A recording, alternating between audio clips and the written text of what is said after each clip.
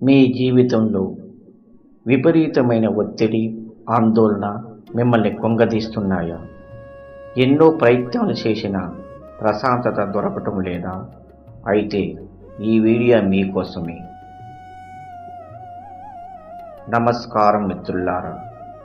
మనందరం జీవితంలో ఏదో ఒక సమయంలో ఒత్తిడి, భయం, ఆందోళన వంటి భావాలను అనుభవిస్తూ ఉంటాం. ఈరోజు వేల సంవత్సరాల నాటి భగవద్గీత నుండి కేవలం ఒక శ్లోకంతో మీ మనసులోని భారాన్ని క్షణాల్లో ఎలా తగ్గించుకోవచ్చో తెలుసుకుందాం. అవును, మీరు విన్నది నిజమే. ఒక్క నిమిషంలో. అసలు ఈ ఒత్తిడికి కారణం ఏమిటి? మనం భవిష్యత్తు గురించి భయపడడం, గతం గురించి చింతించడం, ఈ రెండిటి మధ్య నలిగిపోతూ వర్తమానాన్ని ఆస్వాదించలేకపోవడమే దీనికి ప్రధాన కారణం. అవునా? కానీ గీత మనకు ఏం నేర్పిస్తుంది? వర్తమానంలో జీవించు అని. మన చేతిలో ఉన్నది వర్తమానం మాత్రమే. గతం మారిపోదు. భవిష్యత్తు మన అంచనాలకు తగ్గట్టు ఉండకపోవచ్చు. మరి ఏం చెయ్యాలి? ఇక్కడే వస్తుంది ఆ అద్భుతమైన శ్లోకం. శ్రీకృష్ణుడు అర్జునుడికి చెప్పిన, మనందరి జీవితాలను మార్చేయగల శక్తి ఉన్న శ్లోకం ఇది. సిద్ధంగా ఉన్నారా? అదే భగవద్గీతలోని 12వ అధ్యాయం 17వ శ్లోకం. ఆ శ్లోకం ఇలా ఉంటుంది: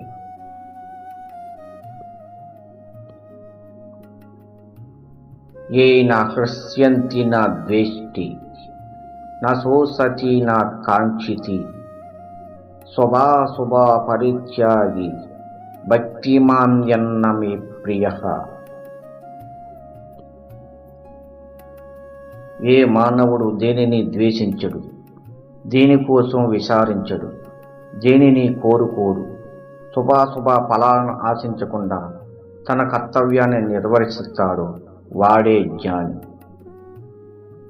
వినడానికి చాలా సింపుల్గా ఉంది కదూ, కానీ దీని వెనక ఉన్న అర్థం, శక్తి అపారం.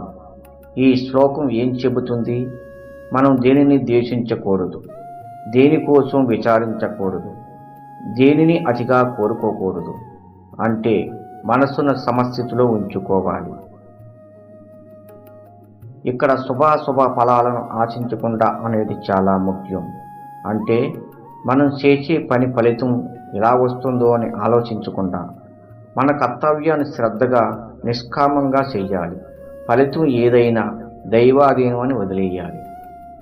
ఇది ఎలా సాధ్యం అంటారా? ఇది ఒక్క రోజులో వచ్చేది కాదు. సాధన చెయ్యాలి. ప్రతిరోజు ఈ శ్లోకాన్ని మనసులో స్మరించుకుంటూ మన ప్రవర్తన మార్చుకోవడానికి ప్రయత్నించాలి. ఉదాహరణకు, మీకు ఏదైనా నచ్చని సంఘటన జరిగినప్పుడు, నేను దీన్ని ద్వేషించను, ఇది నా కర్తవ్య మార్గంలో ఒక భాగం అని అనుకోండి. లేదా ఏదైనా కోరిక బలంగా కలిగినప్పుడు, ఈ కోరిక నెరవేరితే సరే, లేకపోతే లేదు, నా పని నేను చేసుకుంటాను అని అనుకోండి. ఈ నిష్కామ కర్మ అనే భావన మనల్ని ఒత్తిడి నుండి విముక్తి చేస్తుంది.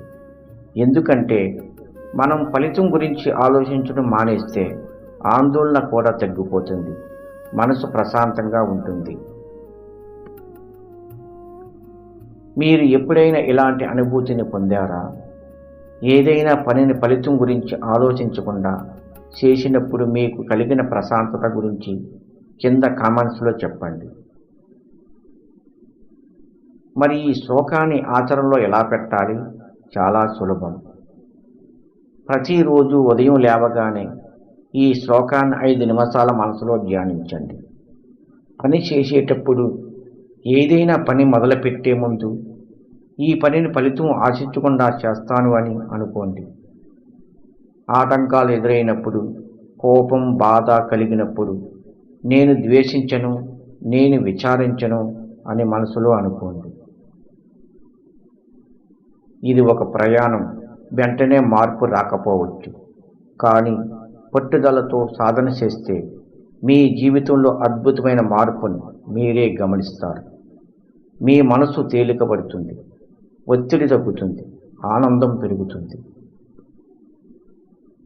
ఈ ఒక్క శ్లోకం మీ జీవితాన్ని మార్చగలదని మీరు నమ్ముతున్నారా?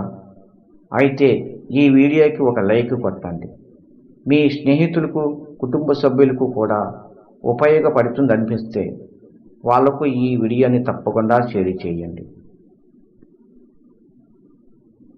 ఇలాంటి మరిన్ని స్ఫూర్తిదాయకమైన జీవితాన్ని మార్చే విషయాలు తెలుసుకోవడానికి మన ఛానల్ని ఇప్పుడే సబ్స్క్రైబ్ చేసుకోండి.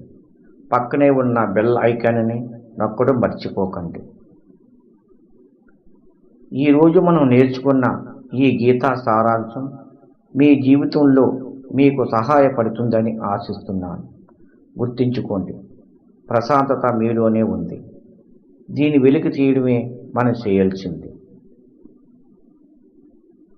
వచ్చే వీడియోలో మనసును అదుపులో ఉంచుకునే మరో అద్భుతమైన టెక్నిక్ గురించి తెలుసుకుందాం.